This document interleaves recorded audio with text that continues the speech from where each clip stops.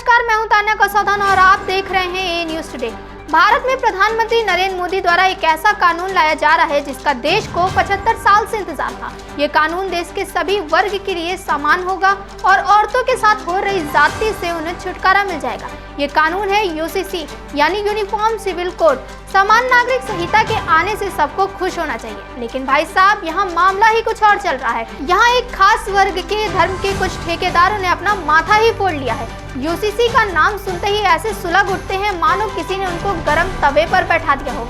UCC से आखिर इतनी हाय तौबा क्यों मची है, आइए जानते हैं। हम यूसीसी पर बात करें इससे पहले हम थोड़ा पास्ट में जाते हैं। अगर हम बात करें कानून की तो मोटे तौर पर 3 कानून होता है, क्रिमिनल लॉ, कॉमर्शियल लॉ और सिविल लॉ। अंग्रेजों के समय में उन्होंने सिर्फ 2 कानूनों पर ध्यान दिया, क्रिमिनल लॉ और कॉमर्शियल लॉ, लेकिन उनका सिविल लॉ पर कोई इंटरेस्ट ही नहीं था। उन्होंने ये सोचा ही नहीं कि मॉडर्न टाइम के हिसाब से सिविल लॉ कैसा हो, उसमें यूनिफॉर्मिटी है भी या नहीं, इनका भारत की महिलाओं पर क्या प्रभाव पड़ेगा, उनकी स्थिति कैसी होगी, कैसे उनको हक मिलेगा, क्योंकि उनका एजेंडा तो सिर्फ भारत को लूटने का था। वहीं आजादी के बाद हिंदू, सिख, बुद्धिस्ट और जैन के लिए तो लॉ आ गया, लेकिन उस वक्त की सरकार ने इसमें मुस्लिमों को शामिल नहीं किया। एक तरह से शादी, तलाक, बच्चा गोद लेना या फिर प्रॉपर्टी का बंटवारा करना या किसी को देने के मामले में उन्होंने खुद मुस्लिम लॉ के हिसाब से तय करने का हक दे दिया, जिस पर उस समय के कांग्रेस के नेता जेबी कृपलानी नेहरू जी से नाराज भी हो गए थे। उन्होंने नेहरू जी को सांप्रदायिक तक कह दिया था।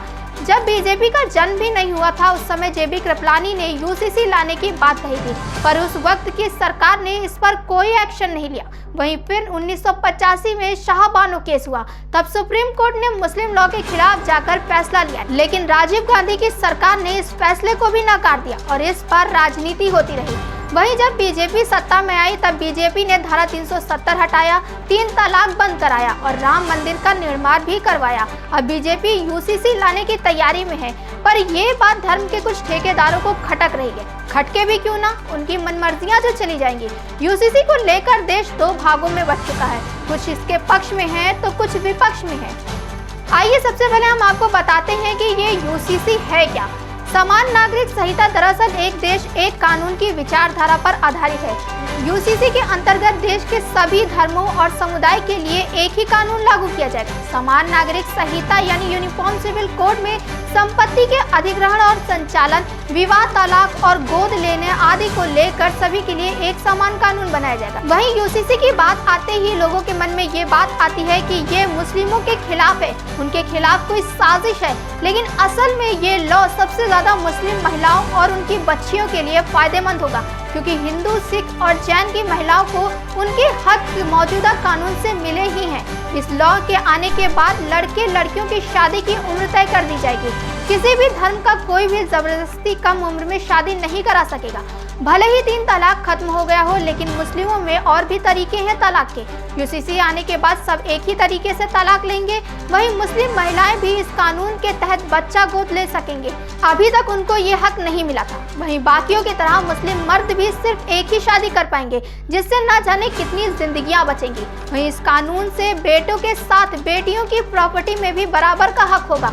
अब आप खुद ही सोचिए कि जिस कानून से लोगों को, खासकर महिलाओं और बेटियों को इतना फायदा हो रहा हो, उस कानून को लाना चाहिए या उसका विरोध करना चाहिए। वहीं इस पर तमाम लोगों का बयान सामने आ रहा है, लेकिन अब सोशल मीडिया पर एक वीडियो तेजी से वायरल हो रहा है जिसमें फेमस टीचर और यूट्यूबर खान सर ने यूसीसी पर खुलकर बयान दिया है। उन्होंने यूसीसी का विरोध करने वाले मुसलमानों, खासतौर से मौलानाओं को आईना दिखाया है।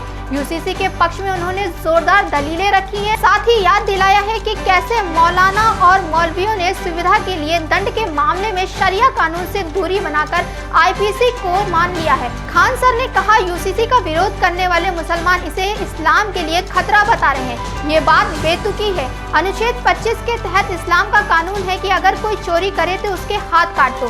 चोरी करते तो हैं वो, लेकिन आईपीसी की धारा के तहत सजा मांगते हैं। वहाँ मुसलमानों को इस्लाम नहीं दिखता। इस्लामिक कानून में मौत का बदला मौत, हाथ का बदला हाथ है। मौलानाओं ने इस्लाम के मामले में इस आईपीसी दंड संहिता को खुशी खुशी मान लिया। दंड के मामले में वो क्यों नहीं कहते कि मुसलमानों का कानून अलग रखें। ऐसा होगा तो मौलाना और कट्टरपंथी जानते हैं कि सबसे ज्यादा खतरनाक कानून सऊदी अरब का ही है। वहाँ उनका इस्लाम खतरे में नहीं है, वहाँ किसी ने विरोध नहीं किया। वो आगे कहते हैं कि जब बात महिलाओं की शादी की आती है तो मौलानाओं को इस्लाम याद आता है। उन्हें याद आता है कि शादी में इस्लाम का अलग कानून है। वहाँ ये चीख चीख कर बोलेंगे कि ब्याह में इस्लाम का अलग कानून है, 2 ब्याह करेंगे, 3 तलाक लेंगे। खान सर ने कहा कि वो गारंटी के साथ कहते हैं कि सरकार यूसीसी को जरूर लागू करेगी। वहीं अब इस कानून पर क्या फैसला होगा? क्या बीजेपी अपने शासन में इस कानून को ला पाएगी? वैसे इस बात की उम्मीदें तो दिखाई दे रही हैं कि बहुत जल्द इस कानून को लाया जाएगा। तो इंतजार करिए और देखते रहिए ए न्यूज़ टुडे।